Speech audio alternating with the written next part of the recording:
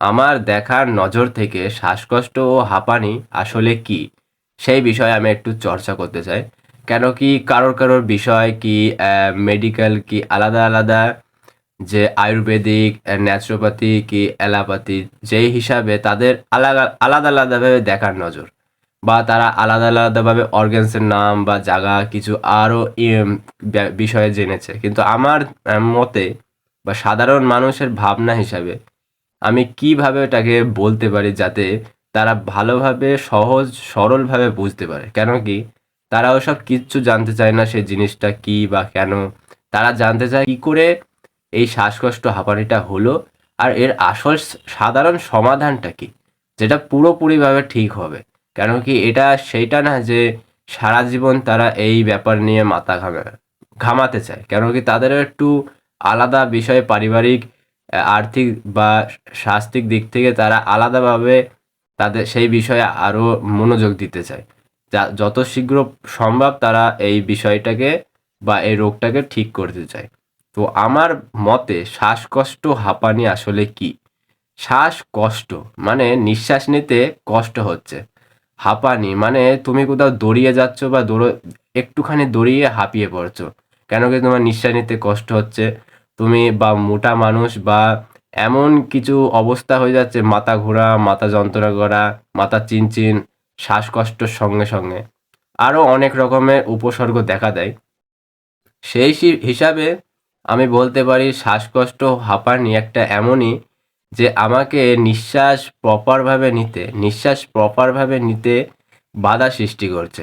আর সেটাই আমি আগে তো বুঝতে চাইনি বা বুঝতে পারিনি, কিন্তু প্রবলেমটা যখন বেড়ে একটা বড় মাপের রোগ সৃষ্টি হয়ে গেল, তখন আমি সেটা বুঝতে শুরু করি। তাও তখনই যখন সবাই হার মেনে গেছে।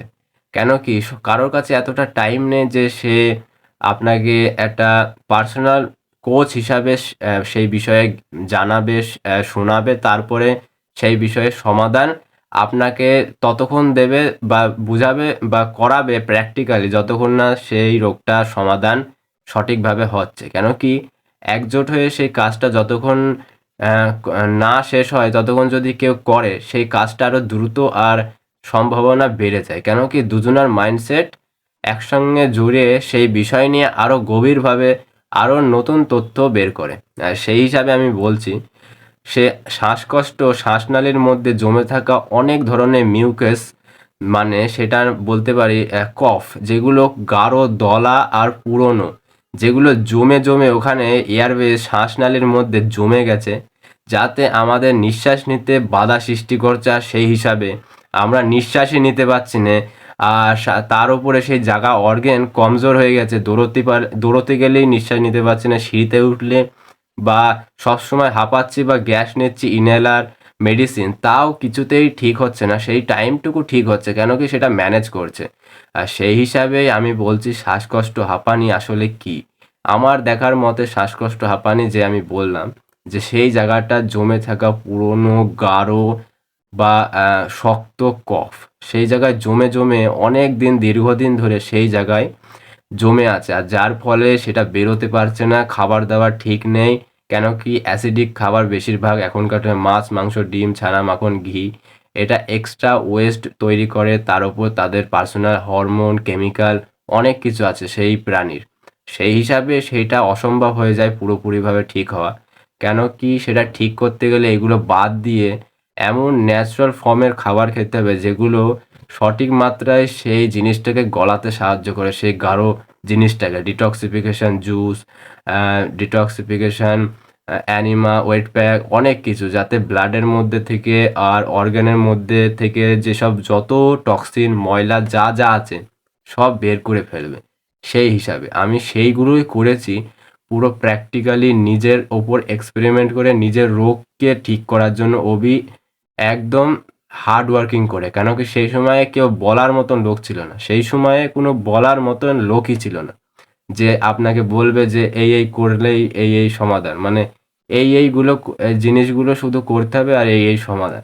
কেন কি সেটা গুলিয়ে যাবে সেই টাইমে কেউ যখন কোনো এক্সট্রা পার্সন না থাকে। সেই হিসাবেই আমি দেখলাম যে আমাকেই এবার করতে হবে যে করেই হোক, কেন কি এখানে কেউ বলার মতন নেই বা অভিজ্ঞতা কোনো ব্যক্তি নেই। কেন কি যে আগে থাকতেই যে জিনিসটা সেরে ফেলেছে একার নিজের অভিজ্ঞতায় আসল সত্যিটা জেনে তারপরেই সে বোঝাতে পারবে কারো। সেই হিসাবে আমি সরলভাবে বুঝাচ্ছি আমার ভাষায়। যদি আপনাদের মনে হচ্ছে যে কিছুটা বুঝতে পারছেন তাহলেই আমার মতনই আপনি বুঝতে পারবেন যে আমি কি বলতে চাচ্ছি, যে আমি কিভাবে ঠিক করেছি কিনা। তো সেই হিসাবেই বলছি যে এই শ্বাসকষ্ট হাঁপানির এই জিনিসটা এটা সহজেই ঠিক করা যাবে। প্রথমে পুরনো মল, কফ, গাঢ় যেসব পুরনো ময়লা আছে ভেতরে জমে সব কিছু বের করার মাধ্যমে। তো এই হচ্ছে আসল সত্য। তো আপনি যেই বিষয়ে মানে এর জন্যে আমি এত দিন ধরে সেই আল্টিমেট প্রোটোকলটা বানালাম, যার নাম the one fix zero medicine protocol, যার মধ্যে এ টু জেড ভাবে বলা আছে কি কি ব্যবহার করতে হবে, কি কি খেতে হবে, কি কি অপশনাল, বিজি পিপল, সব কিছু সকাল থেকে রাত অবধি কি কি করা উচিত। 3টে ল্যাঙ্গুয়েজে অ্যাভেলেবেল করে দিচ্ছি, যেটা আমি ইংলিশ, হিন্দি, বাংলায়। আর বাংলা কত নম্বর পৃষ্ঠায় আছে সেটাও বলা আছে। আর সেই হিসাবে আমি ওখানে নিজের কথা কী করে করতে হবে সব কিছু বলা আছে, খাবার দাবার কি রান্না বান্না কিরাম করা উচিত সব কিছু। সেই হিসাবে ওটা দেখতে পারেন। কি আমার সঙ্গে পার্সোনাল কথা বলার জন্যে ডিএম করতে পারেন, মেসেজ করতে পারেন, নাম, এজ, প্রবলেম আর কি সলিউশন ব্যবহার করেছিলেন আর ওই যে প্রবলেমটা সে ডিটেলে বলার চেষ্টা করবেন। যে কোনো ইন্টারনাল হেলথ প্রবলেম যেগুলো ভেতর থেকে উপসর্গ বা সেই জায়গায় কষ্টকর বা ডাক্তারে বলেছে এর নাম এই, সেই হিসাবে। ঠিক আছে, আমি কোনো মেডিকেল অ্যাডভাইস দিচ্ছি না in this video, only for education purpose আর রিয়েল নলেজ আর practical real exam experience share করছি। তো সেই হিসাবে আপনাদের কি মতামত কমেন্টে নিশ্চয়ই জানাবে। দেখা হচ্ছে নেক্সট ভিডিওতে।